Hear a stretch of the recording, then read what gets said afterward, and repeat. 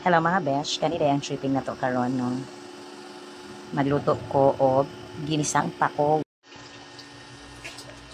Okay, ito na, pinainit na natin ang mantika.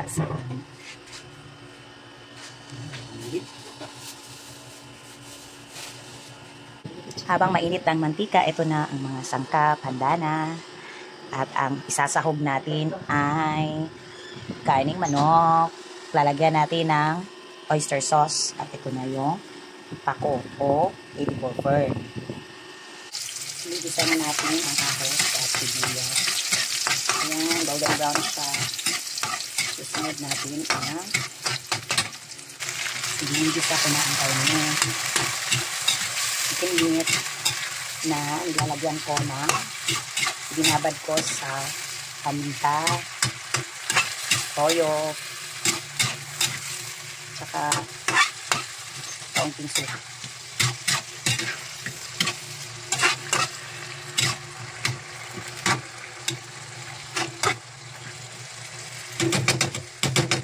Hayaan muna natin siya ng mga 2 minuto dito para manunuot yung timpla, yung spices na nilalagay natin.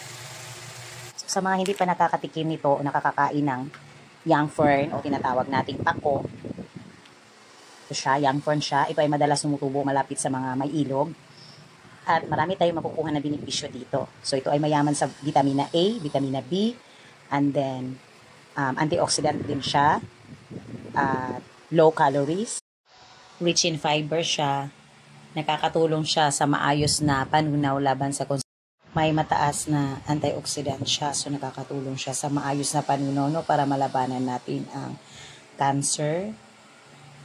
As na source of iron din siya na nakakatulong sa pag-produce ng red blood cells at upang maiwasan natin. Natural detoxifier din siya. So, marami tayong makukuhang benepisyo dito sa pako o tinatawag nating young fern, no? O edible fern.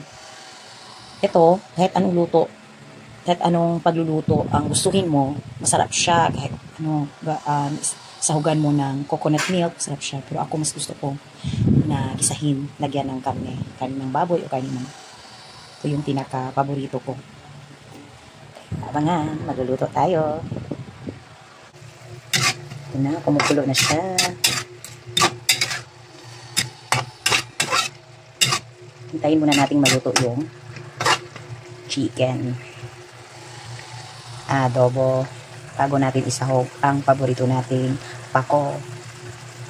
Dagdagan natin ng 1 cup water mga fresh. Para matitiyak natin na luto na yung chicken meat. Haluin natin ng maayos at pakuluin ulit.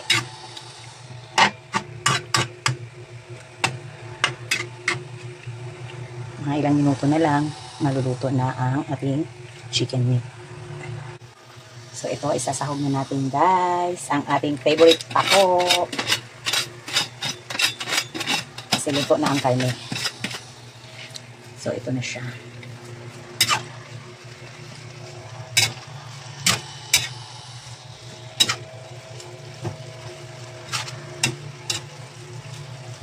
Hahaluin natin ng maayos. Hindi pa siya ano. Ito yung mga karne.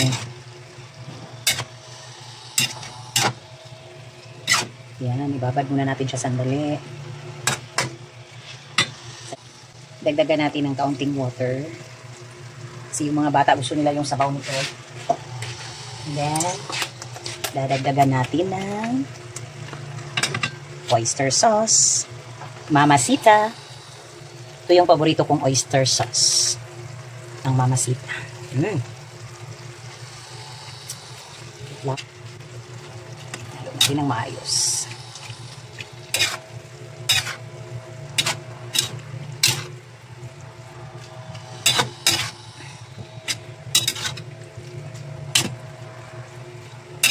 Madali lang siya maluto guys, itong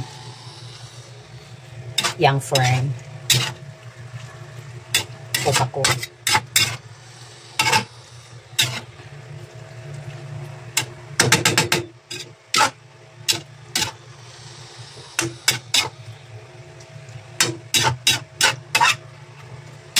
Okay. So, ibabad muna natin siya, pakuluin muna natin siya ng mga 1 minuto. Pero bago yan, tikman muna natin kung okay na ba ang lasa.